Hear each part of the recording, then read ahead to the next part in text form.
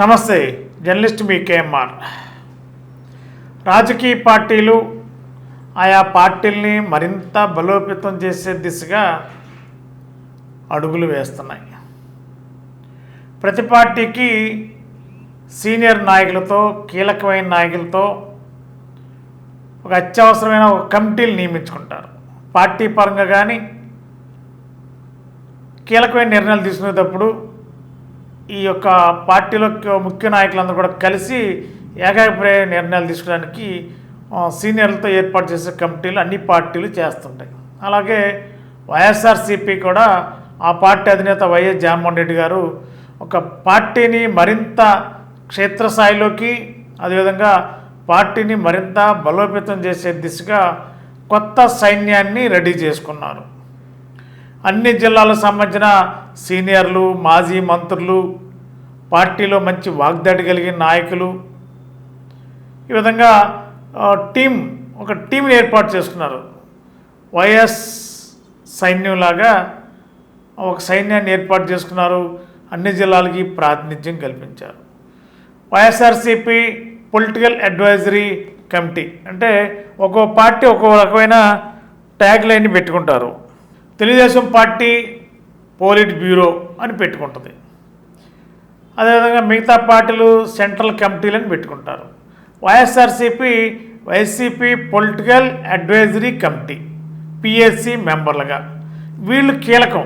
ఓవరాల్గా వీళ్ళంతా కూడా దాదాపుగా 30 మందిని ఆంధ్రప్రదేశ్ వ్యాప్తంగా 13 జిల్లాల్లో 30 మందిని వైఎస్ఆర్సీపీలో చాలా సీనియర్లకి మన ఆంధ్రప్రదేశ్ వైఎస్ఆర్సీపీ అధినేత మాజీ ముఖ్యమంత్రి వైఎస్ జగన్మోహన్ రెడ్డి గారు ఒక టీంని రెడీ చేసుకుని, ఈ టీం ఇక జిల్లాల్లో కానీ లేకపోతే రాష్ట్ర స్థాయిలో వైఎస్ఆర్సీపీ ఏ విధంగా అడుగులు వేయాలి, ఏ విధంగా భవిష్యత్తు కార్యాచరణ రూపొందించుకోవాలి, రానున్న రోజుల్లో ప్రజల్లోకి వెళ్ళాలంటే, పార్టీని స్ట్రెంథన్ చేయాలంటే ఏ విధంగా అడుగులు వేయాలి, ఒక్కొక్కరు ఆలోచనలు షేర్ చేసుకోవటం.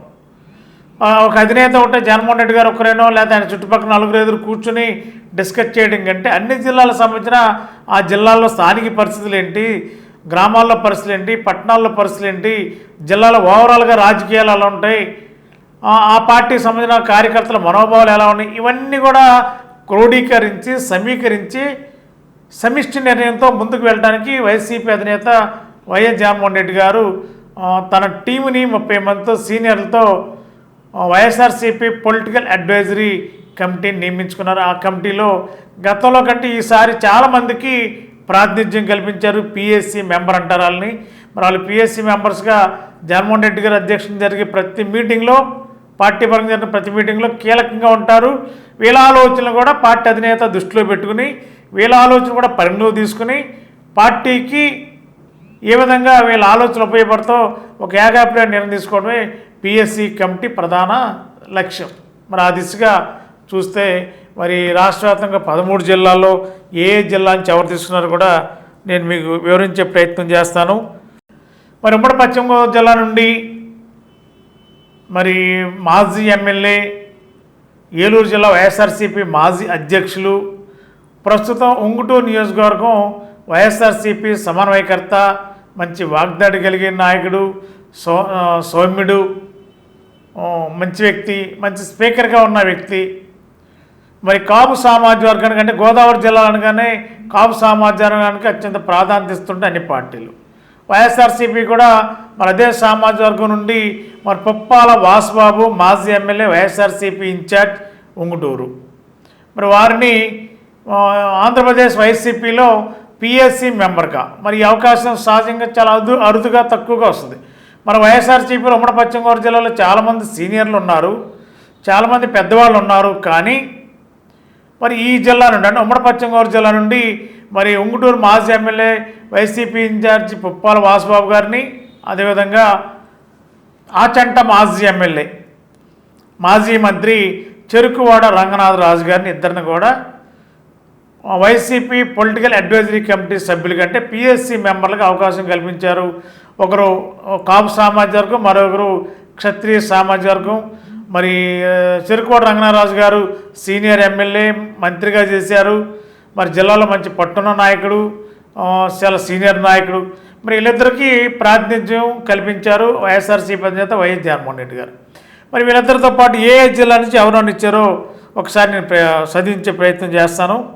తమ్మినేని సీతారాం గారు, పిడికి రాజన్న దొర గారు, బెల్లన చంద్రశేఖర్ గారు, గొల్లా బాబురావు గారు, బూడి ముత్యాల నాయుడు గారు, పిల్లి సుభాష్ చంద్రబోస్ గారు, పిలిపే విశ్వరూప్ గారు, అదేవిధంగా తోట త్రిమూర్తులు గారు, ముద్రగడ పద్మనాభం గారు, పొప్పాల శ్రీనివాస్ గారు, వాసుబాబు గారు, చెరుకువాడ రంగనాథరాజు గారు, కొడాలి వెంకటేశ్వరరావు గారు, కొడాలి నాని గారు, వెల్లంపల్లి శ్రీనివాస్ గారు, జోగి రమేష్ గారు, కోన రఘుపతి గారు, శ్రీమతి విడుదల రజనీ గారు, బొల్లా బ్రహ్మనాయుడు గారు, ఆళ్ళ అయోధ్య రామరెడ్డి గారు, నందిగు సురేష్ గారు, డాక్టర్ ఆదిమూలపు సురేష్ గారు, డాక్టర్ పోలుబోయిన అనిల్ కుమార్ యాదవ్ గారు, నల్లపరెడ్డి ప్రసన్న కుమార్ రెడ్డి గారు, కలతుత్తూరు నారాయణ స్వామి గారు, శ్రీమతి ఆర్కే రోజా గారు, వైఎస్ అవినాష్ రెడ్డి గారు, షేక్ అంజద్ బాషా గారు, బొగ్గన రాజేంద్రనాథ్ రెడ్డి గారు, అబ్దుల్ హఫీజ్ ఖాన్ గారు, మాలకొండల శంకరనారాయణ గారు, తలారి రంగయ్య గారు, వై విశ్వేశ్వరరెడ్డి గారు, మహాలక్ష్మి శ్రీనివాస్ గారు, సాకే శైలజా నాథ్ గారు. మొత్తం ఓవరాల్గా 33 మంది సభ్యులు టీము మరి జగనన్న సైన్యాన్ని ఏర్పాటు చేసుకున్నారు. మరి ఆ పార్టీ అధినేత మరి వీళ్ళందరూ సీనియర్లు కూడా అనేక సామాజిక వర్గాలు అందరికీ ప్రాతినిధ్యం కల్పిస్తూ మరి వైఎస్ఆర్సీపీ పొలిటికల్ అడ్వైజరీ కమిటీ నియామకంలో సమతూకం పాటించినట్టుగానే కనిపించింది. ఇక వీళ్ళంతా కూడా భవిష్యత్తులో 2029లో జరిగే ఎన్నికలకు సంబంధించి టార్గెటెడ్గా మరి వైఎస్ఆర్సీపీ పరంగా ఎలాంటి నిర్ణయాలు తీసుకోవాలి, ప్రజల అభిప్రాయాలు ఏంటి, మరి అభిప్రాయాలు అనుగుణంగా పార్టీ ఎలాంటి ఎజెండా తయారు చేయాలి, ఏ విధంగా ప్రజల్లోకి వెళ్ళాలి, వీళ్ళు కీలకమైన నిర్ణయాలు తీసుకుంటారు. అలాంటి కీలకమైన నిర్ణయాలు తీసుకునే కమిటీలో మరి ఇప్పుడు నేను చెప్పిన సీనియర్ నాయకులందరూ కూడా వైఎస్ జగన్మోహన్ రెడ్డి గారు సముచిత స్థానం ఇచ్చి వారికి పిఎస్సి మెంబర్గా నియమించారు. మరి ఇక్కడి నుంచి వాళ్ళు జగన్మోహన్ రెడ్డి గారి అధ్యక్షతన జరిగే పార్టీ కీలక నిర్ణయాల్లో వీళ్ళే కీలకంగా కాబోతున్నారు. రానున్న రోజులు ఎలాంటి ఎజెండా రూపొందిస్తారు, వైఎస్ఆర్సీపీని ఏ విధంగా ప్రజలు తీసుకెళ్లాలో ఆ పార్టీ అధినేత జగన్మోహన్ రెడ్డి గారు తీసుకున్న ఈ యొక్క కీలక నిర్ణయంతో వైఎస్ సైన్యం అంటే వైసీపీ జగనన్న సైన్యం అని చెప్పి పేరు పెట్టుకున్నారు. మరి ఈ సైన్యం 29 టార్గెట్గా ఎన్నికలోకి వెళ్ళడానికి ఒక కొత్త రకమైన ఆలోచనలకి, కొత్త రకమైన రాజకీయపరమైన వ్యూహాలకి పదును పెడుతూ ముందుకు వెళ్ళటమే వైఎస్ఆర్సీపీ పిఎస్సి కమిటీ ప్రధాన లక్ష్యమని ఆ పార్టీ నేతలు చెబుతున్నారు. Thank you.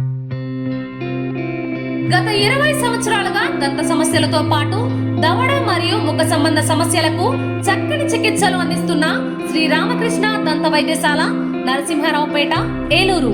ఎమర్జెన్సీస్ లో వాడే ఆక్సిజన్ కాన్సంట్రేటర్లతో పాటు air purifier, UV light steriliser, ULV fogger వంటి పరికరాల ద్వారా పరిశుభ్రమైన వాతావరణంలో చికిత్స అందించబడుచున్నది. ఆర్వీజీ ద్వారా అతి తక్కువ రేడియేషన్ ఉపయోగించి దంత వ్యాధి నిర్ధారణ మరియు రూట్ కెనాల్ వైద్యం చేయబడుచున్నది. డెంటల్ లేజర్ ద్వారా కుట్లు లేకుండా సర్జరీలు, ఇంప్లాంట్స్ కిట్స్ ద్వారా పళ్ళు లేని వారికి ఫిక్స్డ్ దంతాలు, రూట్ కెనాల్ చికిత్సలకు ఎండో మోటార్ వంటి ఆధునిక పరికరాలు కలిగిన నమ్మకమైన డెంటల్ క్లినిక్. అత్యంత ప్రామాణికమైన ఆటోక్లావింగ్ పద్ధతిలో శుభ్రపరిచిన ఇన్స్ట్రుమెంట్స్ వాడడం మా ప్రత్యేకత. దంత సమస్యలకు చికిత్సతో పాటు విరిగిన దవడ మరియు ముఖ ఎముకలకు చికిత్స, ఎత్తు మరియు వంకర దవడలకు కాస్మెటిక్ సర్జరీ, యాక్సిలోఫేషియల్ వంటి చికిత్సలకు చిరునామా శ్రీ రామకృష్ణ దంత వైద్యశాల, వేములపల్లి రెసిడెన్సీ అపార్ట్మెంట్,